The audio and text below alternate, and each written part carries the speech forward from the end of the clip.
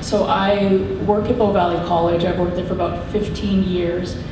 And it's a really nice, I've seen a lot of change in I would say in the last, I'd say maybe 2 or 3 years. And I think a lot of it has to do with Truth and Reconciliation calls to action.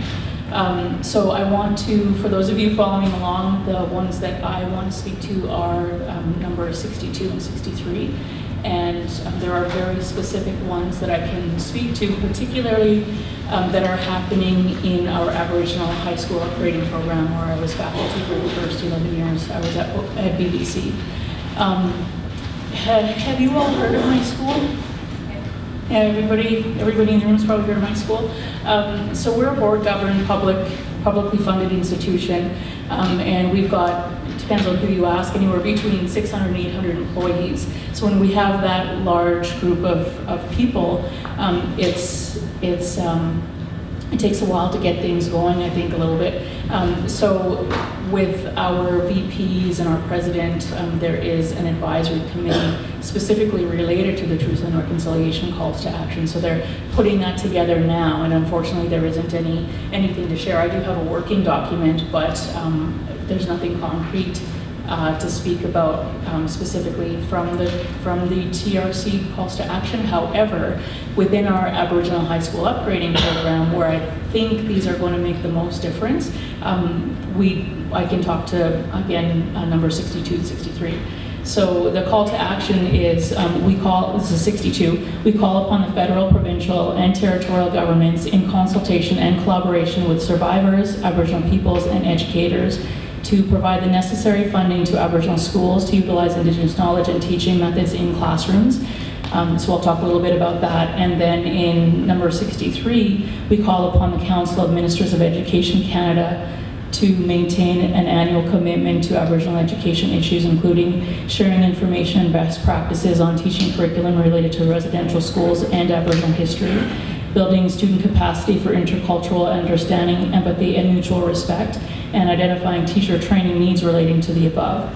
So there's a lot of small things I believe we're doing. First of all, we are bound by Alberta education curriculum, which is a westernized approach to teaching it. It's not the same as Indigenous ways of knowing.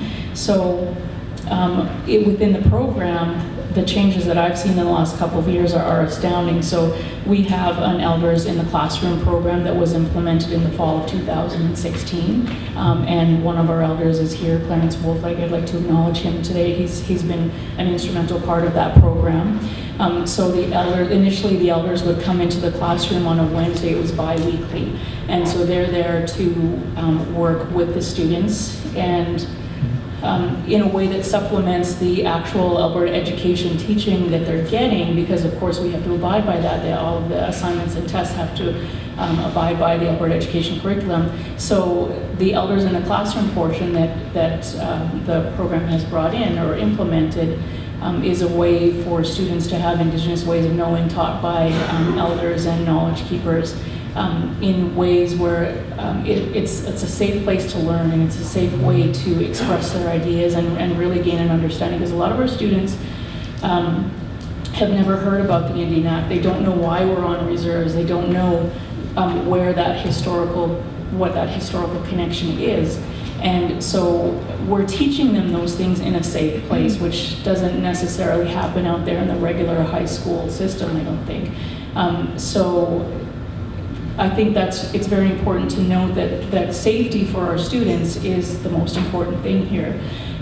So last semester, or in the fall semester, it started out as a bi-weekly program, and now it's a weekly program where Elders in the Classroom come in, and now we have an Elders on the Land program that Clarence is also a part of, where they actually, the first sessions where they took students down to the Bow River to learn about the importance of water to Indigenous people, and there's teaching around that. I'm not Blackfoot, so I won't even try to talk about those out of respect, but so these things, when I started as faculty in the program all those years ago, weren't even considered, and now they are. They're very important. There's funding for this type of program. There's a buy-in from the deans of the department and that kind of thing. So they are taking it very seriously, and there's more programming to come.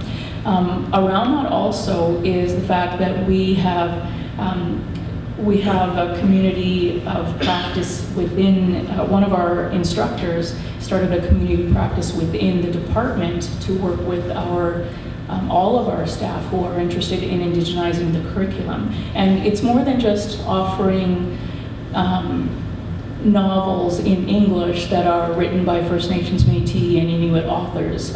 It's really taking to heart the teachings of Indigenous ways of knowing, and not just one type, because our students are literally from all across the country. They're from BC all the way to Nova Scotia, Newfoundland, Labrador. Like we have students from all over the country that attend our program.